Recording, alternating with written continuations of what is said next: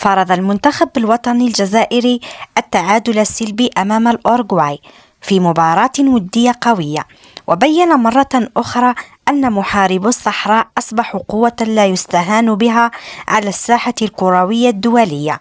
المباراة كانت مليئة بالمعارك التكتيكية، والجزائر نجحت في فرض أسلوبها بفضل تنظيم دفاعي محكم وانتشار ممتاز على أرضية الميدان، الشيء اللي صعب على نجوم الأوروغواي الوصول إلى المرمى أكثر من مرة.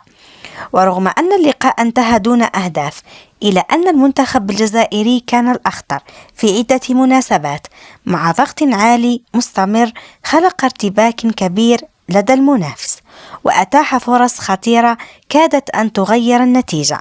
وفي تصريح صريح بعد المباراة، عبر نجم الأوروغواي فالفيردي عن اندهاشه من مستوى المنتخب الجزائري، وقال إنهم واجهوا فريقا قويا ومنظما ولم يتوقعوا هذه الروح والقدرة على التحكم في مجريات اللعب، مؤكدا أن الجزائر لديها كل المقومات للذهاب بعيدا في المنافسات الكبرى مثل كأس العالم.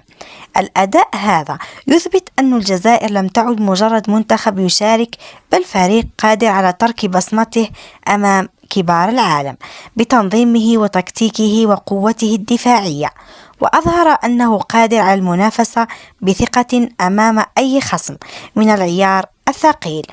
لذا شاركونا أعزائنا آراءكم، هل تعتقدون أن الجزائر جاهزة لتحديات كأس العالم القادمة؟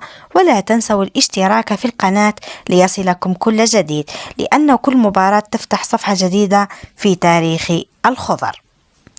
وإلى اللقاء في فيديو جديد.